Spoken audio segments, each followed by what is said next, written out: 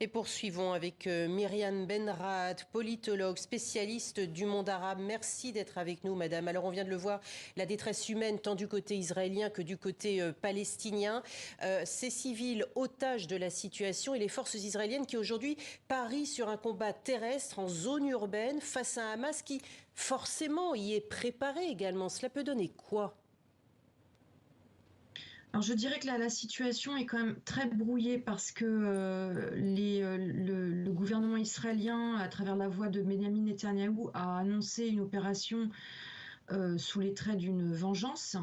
Donc, pour revenir aux propos qui ont été ceux de l'experte précédente en termes de droit international et de respect du droit de la guerre, c'est vrai qu'on est quand même en dehors de toute norme internationale parce que cette opération s'effectue au nom de la vengeance. Donc, ça veut dire des bombardements incessants, la bande de Gaza qui est pilonnée, alors qu'on nous disait initialement qu'il était question d'anéantir le Hamas, les combattants. Aujourd'hui, des appels assez abstraits sont lancés à la population dans son ensemble pour évacuer la bande de Gaza, enfin le nord de la bande de Gaza, alors même que l'Égypte refuse d'ouvrir le point de passage de Rafah. Donc en réalité, on a une population palestinienne qui est totalement prisonnière de cette situation.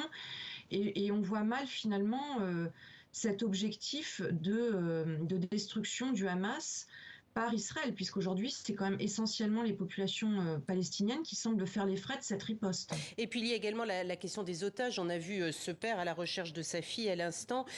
Il y en aurait entre 100 et 150 détenus.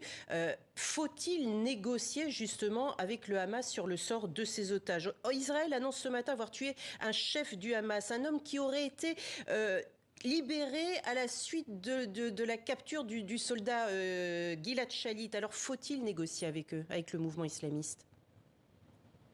Oui, alors il est vrai qu'il y a un certain nombre de figures qui auraient été tuées, mais encore une fois, rien en comparaison avec le nombre de morts du côté civil. Et puis par ailleurs, je pense que si le gouvernement israélien avait pour intention de négocier la libération d'un certain nombre d'otages, c'était tout de même ça commençait mal en termes de riposte, parce que le Hamas, par ailleurs, a annoncé qu'un certain nombre d'otages seraient morts dans ces frappes israéliennes, au-delà évidemment des massacres qui ont été commis par le Hamas lui-même en territoire israélien.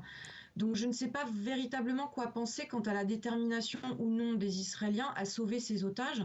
On a plutôt l'impression aujourd'hui que ces derniers finalement sont sacrifiés dans cette guerre, comme je l'ai dit, essentiellement vengeresse, qui se joue en dehors du droit international. Sait-on ce qui se joue également en Cisjordanie, à la frontière libanaise également? Il y a eu des affrontements, plusieurs morts, dont un journaliste de l'agence Reuters sur le front nord côté Liban. Sur l'extension du conflit, vous le craignez?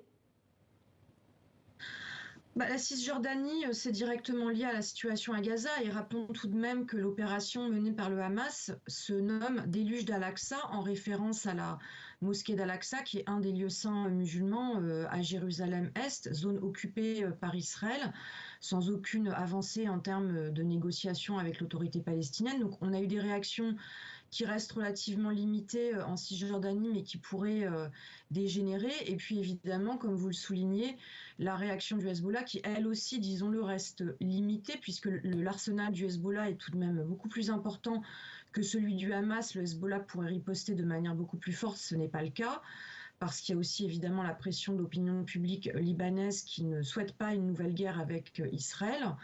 Donc c'est pour l'instant, je dirais que la contagion, elle est limitée, mais rien n'est exclu. Un mot sur les conséquences également. L'Arabie saoudite qui annonce suspendre ses discussions sur la normalisation de ses relations avec Israël. C'est l'une des conséquences directes? Oui, c'est l'une des conséquences directes. On a, je pense, surdéterminé ces accords, ces fameux accords d'Abraham qui auraient supposément normalisé les relations d'Israël avec un certain nombre de pays arabes qui mettaient en avant finalement l'aspect économique de ces relations au détriment des droits politiques, en particulier donc évidemment ceux des Palestiniens. Et cette crise, elle vient révéler bien le caractère très artificiel, je pense, de ces accords, Merci. sous la pression des opinions publiques arabes également. Merci.